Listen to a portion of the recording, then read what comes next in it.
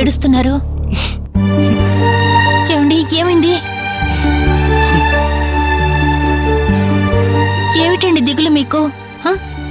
ఇలా నిద్రపోకుండా ఏడుస్తూ కూర్చున్నారు? ఇలా చూడండి, ఎల్లుండి ఉదయం మన ఇంట్లో ఒక శుభకార్యం జరగబోతోంది. మీ చెల్లెలకి సీమంతం అండి. మీరు సంతోషంగా ఉత్సాహంగా ఉంటేనే కదా అంతా సవ్యంగా చేయగలుగుతాం.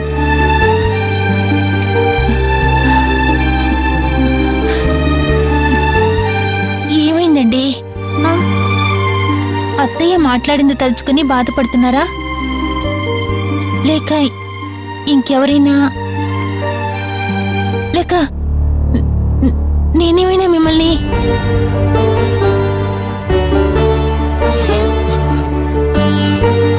అర్థమైందండి. నా చైన్ తీసుకువెళ్ళి అమ్మాల్సి వచ్చిందనే కదా మీరింతగా బాధపడుతున్నారు.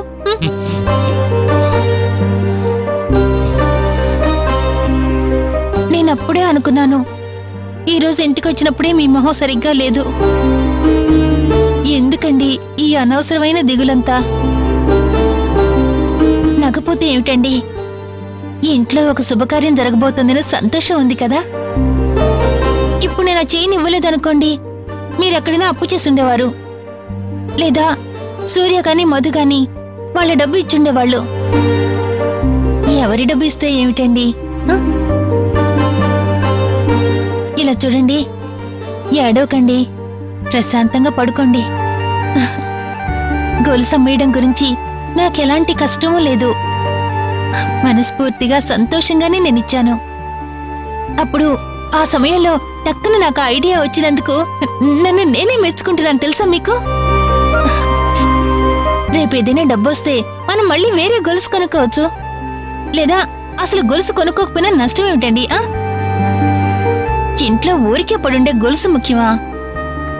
సంతోషం పొంగేలా మన కుటుంబానికి ఒక వారసుని తీసుకురాబోతుంది మన పుష్ప. అదే కదండి మనకి సంతోషం. ఇలా చూడండి, చంటి పిల్లాళ్ళ ఏడవకుండా ప్రశాంతంగా పడుకోండి. నిద్రపోతారుగా? నిద్రపోండి, దిగులు పడకండి, సరేనా? పడుకోండి, పడుకోండి.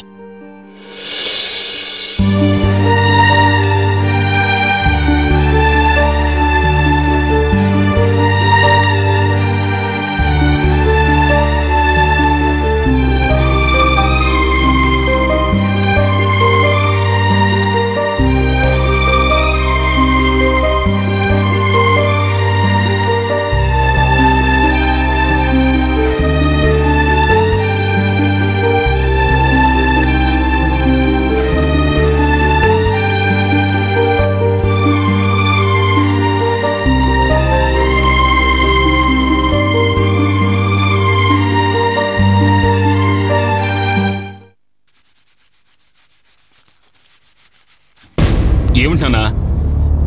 అయ్యయ్యో, ఏమిటి పని? ఎందుకు మీరు చేస్తున్నారు? చేస్తే ఏమిట్రా, నాకు సంతోషాన్ని ఇచ్చే పని నేను చేస్తున్నాను. ఇలా చూడు పుష్ప, నాన్నేం చేస్తున్నారు? 7 గంటలకల్లా వచ్చేస్తారు కదా? వచ్చేస్తాను. ఎలా ఉన్నాయి? మెల్లమెల్లా మెరిసిపోతున్నాయి కదా. నువ్వు స్కూల్కి వెళ్లే రోజుల నుంచి నేనే కదా చేస్తున్నాను. కొన్ని అలవాట్లు వదిలిపెట్టలేమురా.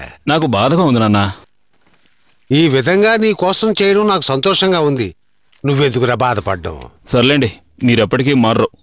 ఈ రోజు కరెంటు బిల్లు కట్టాలి, మర్చిపోకండి. అలాగే అలాగే. పుష్ప, వస్తాను. Bye bye. గేట్ తెరు. ముత్యం విరామం.